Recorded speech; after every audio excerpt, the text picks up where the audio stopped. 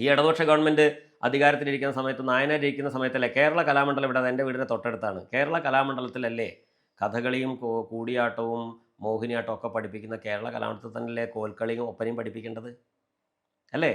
അത് പഠിപ്പിച്ച എന്താ കുഴപ്പം? അത് കേരളത്തിലെ ഏതെങ്കിലും ക്ഷേത്രങ്ങളുടെ ഫണ്ട് ഉപയോഗിച്ചിട്ട് പ്രവർത്തിക്കുന്ന സ്ഥാപനമാണോ? അല്ല. കേരളത്തിലെ മുഴുവൻ ജനങ്ങളുടെ നികുതി പണം കൊണ്ടാണ് അവർ ശമ്പളം കൊടുക്കുന്നത്. അത് കേരള കലാമണ്ഡലമാണ്, കേരളത്തിൻ്റെ കലകളുടെ മണ്ഡലമാണ്.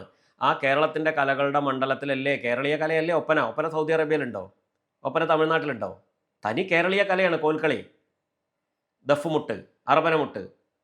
ഇത്തരത്തിലുള്ള കലാരൂപങ്ങളെല്ലാം ഈ കേരള കലാമണ്ഡലത്തിലെ തൊട്ടടുത്ത കളരിയിൽ പഠിപ്പിക്കേണ്ടിയിരുന്നതല്ലേ? അത് മാത്രമല്ല, ദളിതരുടെ കലാരൂപങ്ങൾ ഏതെങ്കിലും കലാമണ്ഡലത്തിൽ പഠിപ്പിക്കണ്ടോ?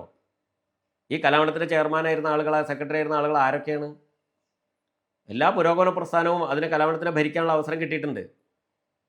ഇയ്യങ്കോട് ശ്രീധരൻ എന്ന് പറയുന്ന ഒരു കമ്മ്യൂണിസ്റ്റുകാരൻ ഉണ്ടായിരുന്ന കാലത്താണ് ഞെരളത്ത് രാമപൊതുവാൾ ആദ്യമായിട്ട് ഐഡൻറ്റിഫൈ ചെയ്യുന്നത്. പാർട്ടി നിർദ്ദേശിച്ചിട്ടല്ല, ഇയ്യങ്കോട് ശ്രീധരൻ എന്ന ആളുടെ അവബോധമാണ്. അങ്ങനെ ഒരാളെ കണ്ടെത്താൻ കഴിയുന്ന രീതിയിൽ മറ്റൊരു കലാരൂപത്തെ, അതും ക്ഷേത്ര കലാകാരനാണ് ഞെരളത്ത് രാമപൊതുവാൾ.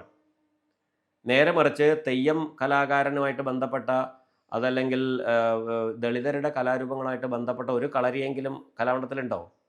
ന്യൂനപക്ഷങ്ങളുടെയും ദളിതുകളുടെയും സംരക്ഷകരാണ് ഇവരെ. സാംസ്കാരിക രംഗത്ത് നിങ്ങൾ ഏത് സമൂഹത്തെയാണോ സാംസ്കാരിക രംഗത്ത് അകറ്റി നിർത്തുന്നത്, ആ സമൂഹത്തെ നിങ്ങൾ രാഷ്ട്രീയ രംഗത്തും സാമൂഹ്യ രംഗത്തും സമ്പൂർണ്ണമായി അകറ്റി നിർത്തിയിട്ടുണ്ട് എന്നാണ് അതിൻ്റെ അർത്ഥം. ഇതിനുള്ള ചങ്കൂറ്റം വേണ്ട. ഈ കെ നായനാർ എന്നിട്ട് എന്താ ചെയ്തറിയോ?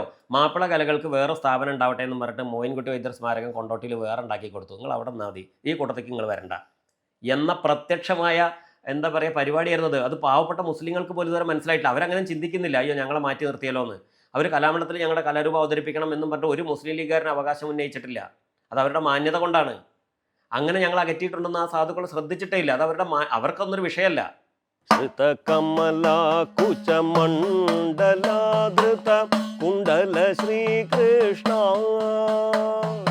കലിത ലളിത വനമാല ജയ ജയ